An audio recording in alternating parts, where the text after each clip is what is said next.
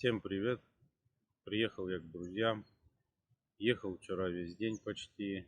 Где-то 11:30 днем выехали с напарником и приехали в районе 7, около 7. Проехали более 150 километров. Местами по очень плохой дороге.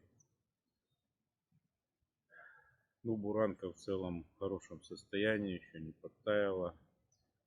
Она держится пока еще. На болотах вообще как асфальт, но по лесу, конечно, попрыгали, поскакали. Доехали без происшествий. Здесь встреча, слава богу, пьющих нет. Это очень хорошо. Вчера посидели до часу, где-то сидели, болтали, рассказывали новости, кто что где видел, кто что слышал. В общем, очень дружественная обстановка. Я вот только проснулся, все еще спят. Кто-то там уже зашевелился дома. Я думаю, пока все еще в девственном состоянии. Снежок сегодня ночью прошел. Где-то сантиметров 7 выпал снег. Думаю, пока все еще красиво. Снимаю виды. А то потом некогда будет. И приветствие. Семья, живущая в этом доме, большая и дружная. Стоит этот дом на высоком берегу таежной реки Малый Юган. Эта река с древних времен кормила народ Ханты. Круглый год она позволяла ловить в своих водах рыбу. А когда она не скована льдом, это еще и артерия, по которой на лодке можно попасть в цивилизацию. Исток этой реки в самых больших болотах на земле. Болота эти зовутся Васюганскими.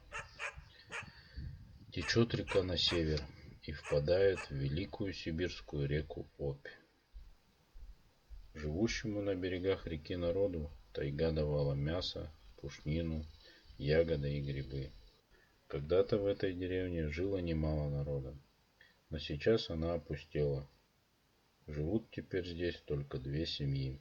Старики поумирали, молодежь уехала в город.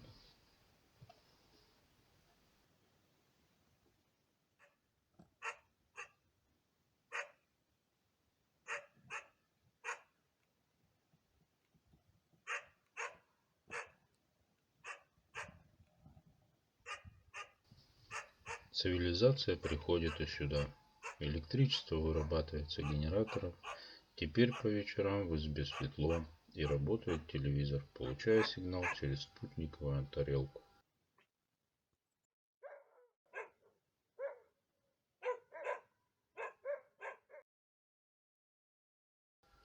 Снегоходы и лодочные моторы сменили верного друга оленя. Но по-прежнему олень дает хантам мясо и шкуру. Как бы цивилизация ни наступала, без оленя хант не сможет жить в лесу или в тундре.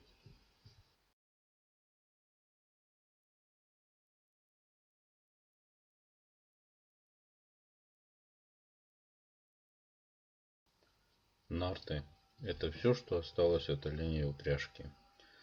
Нарты стали другими, человек приспособил их для снегохода.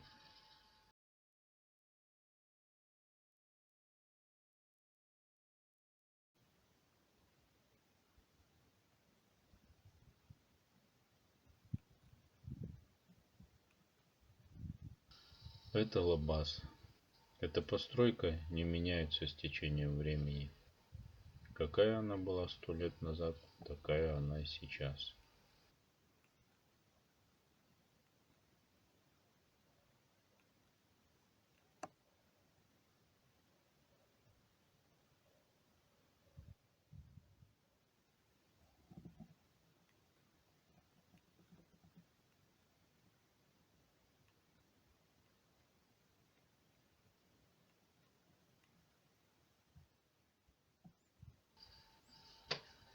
Печь для выпечки хлеба. Эту печь хозяйка сделала 27 лет назад. Каркас из прутьев черемухи, обмазанный смесью глины и сена, отслужил уже больше четверти века.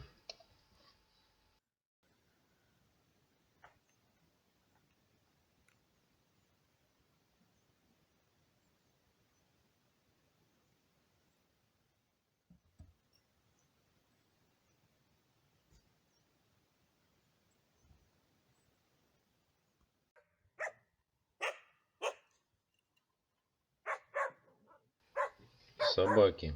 Без них жизнь человека пуста. А Ханс собаку, наверное, никогда не променяет на какого-нибудь железного друга.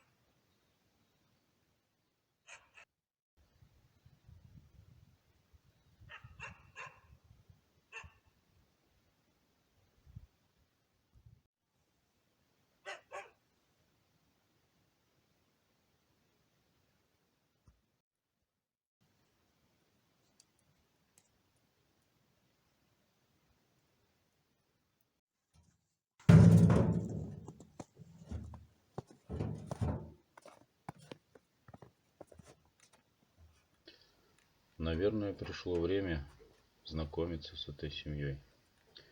Это дядя Юра, глава семьи, знатный охотник и хороший семьянин. Вырастили и воспитывают они со своей супругой 5 детей.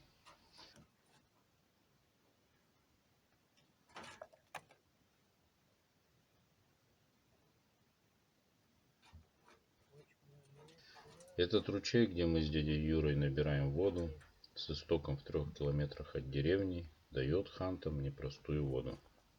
Она считается святой у народа ханты, и непростой у этой воды химический состав, но об этом как-нибудь в другой раз. Давай туда подавай. Уехать.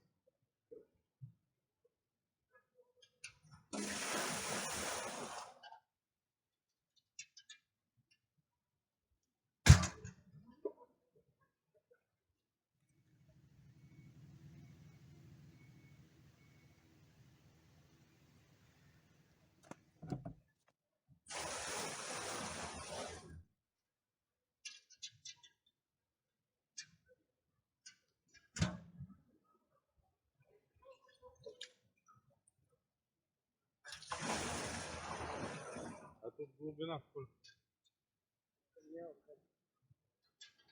Ведро не цепляешь? Осенью подкапывал еще. Яму.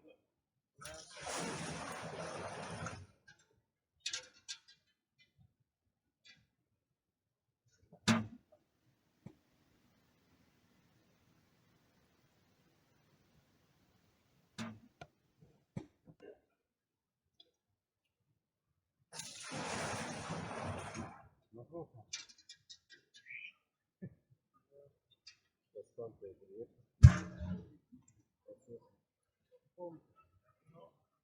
А, есть же такие продаются комнаты. Летом ставят. Пластирки вот этот большой там.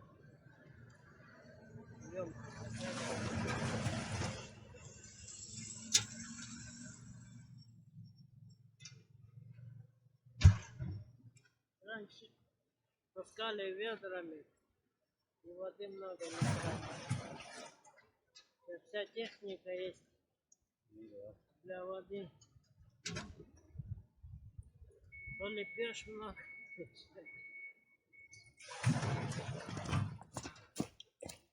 Надо пластилином хоть заклеить. Жвачки.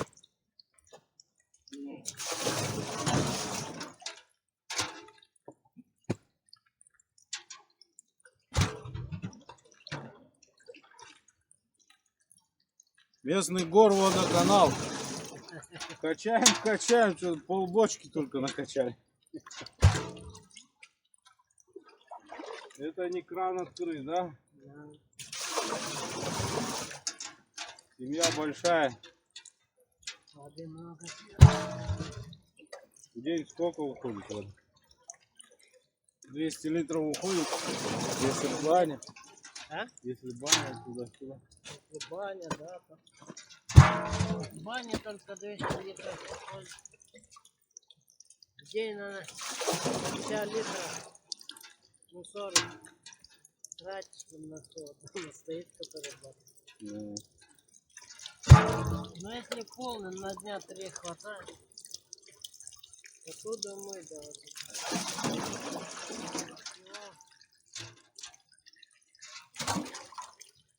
На другую бочку вырезать.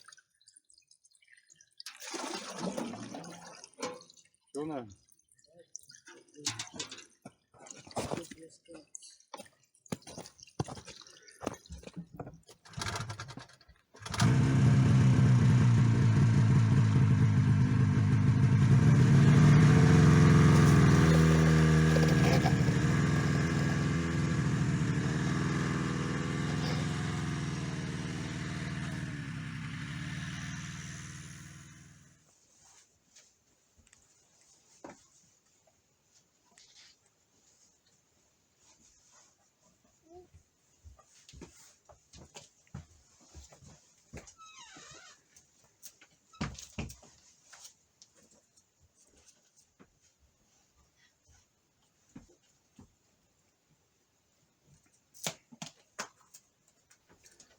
Но это хозяйка-хранительница домашнего очага, тетя Таня.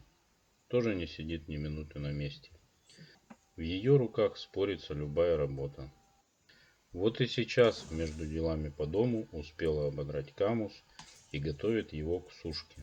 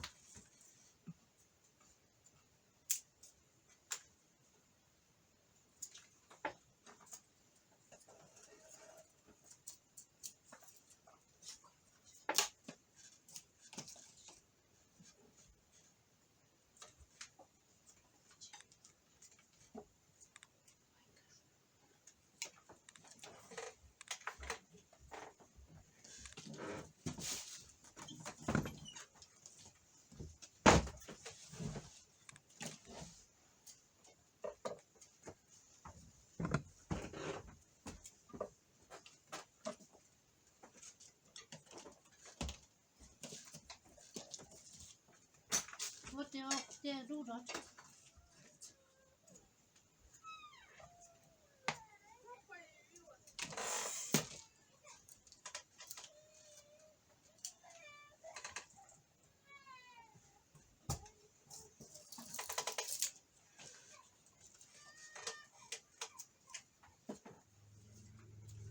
Чё раздетого вуза? Я делаю.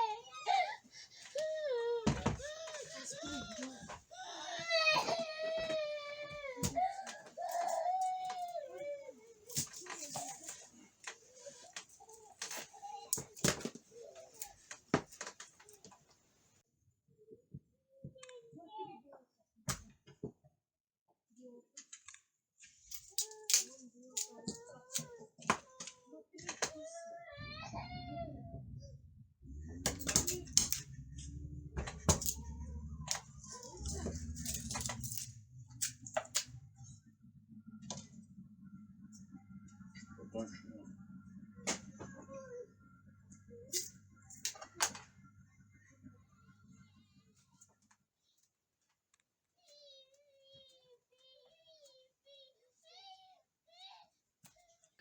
Камус – это самая ценная для хантов часть оленей или лосиной шкуры. Но об этом тоже немного попозже.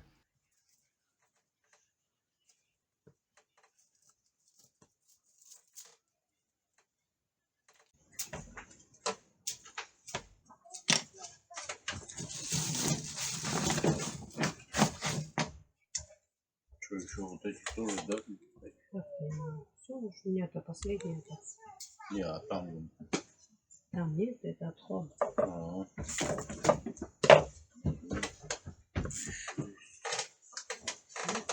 Всё.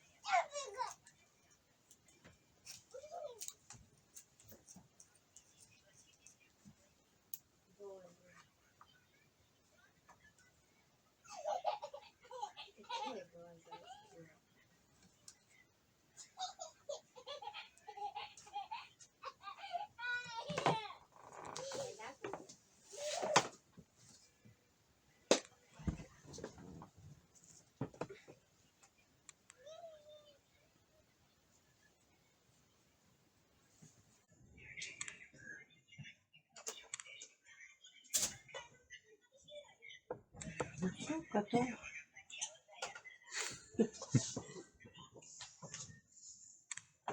Все, работа кончилась.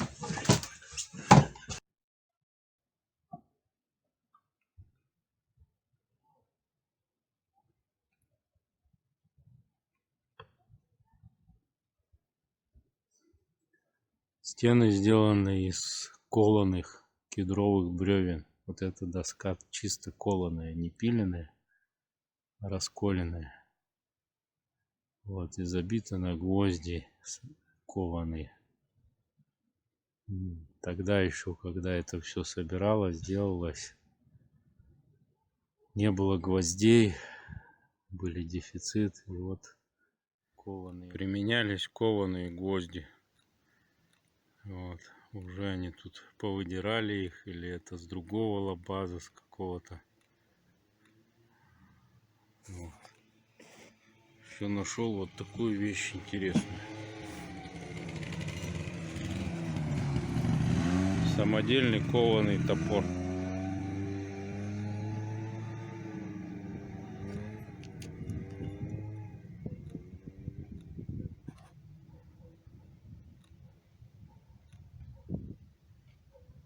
То есть это не литой, а его когда-то какой-то кузнец ковал. Неизвестно, сколько ему лет.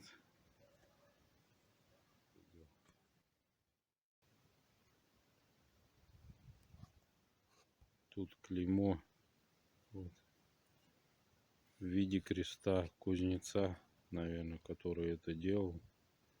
Товарный знак или гарантия качества. Внизу под лабазом сделана полочка.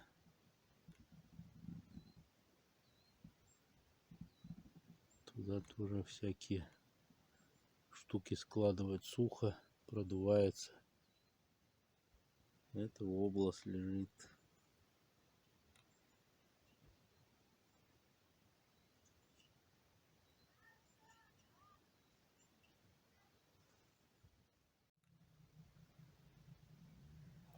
То есть вот конус бутылкообразный, как горлышко бутылки. И вон там упор. Даже если пол пленки нету, все равно мышь не может держаться вертикально.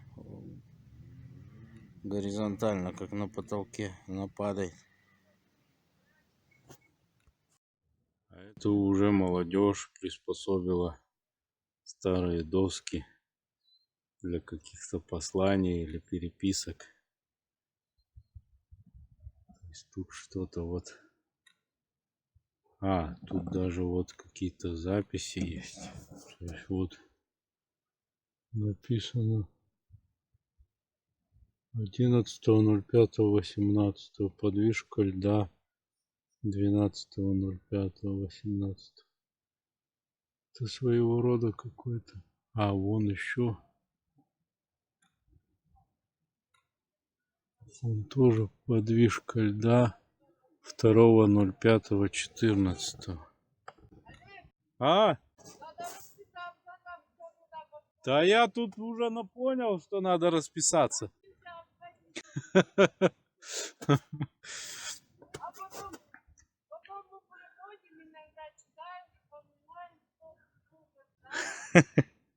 Хозяйка говорит, надо расписаться. Это как в этом, на Диком Западе, там есть банкноты долларовые приклеивают в какой-то кафешке. Тут примерно то же самое, я так понял.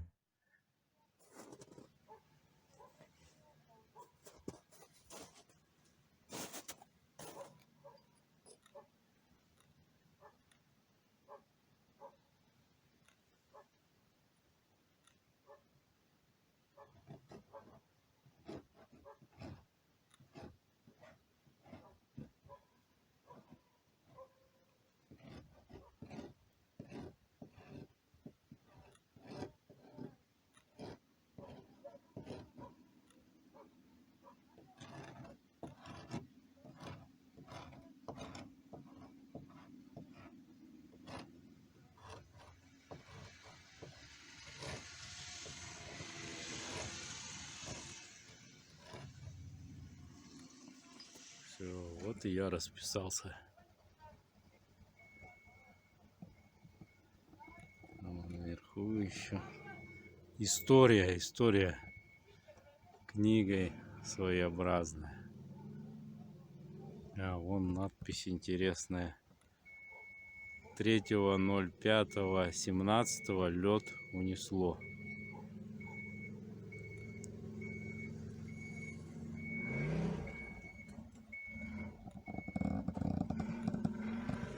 Интересная, конечно.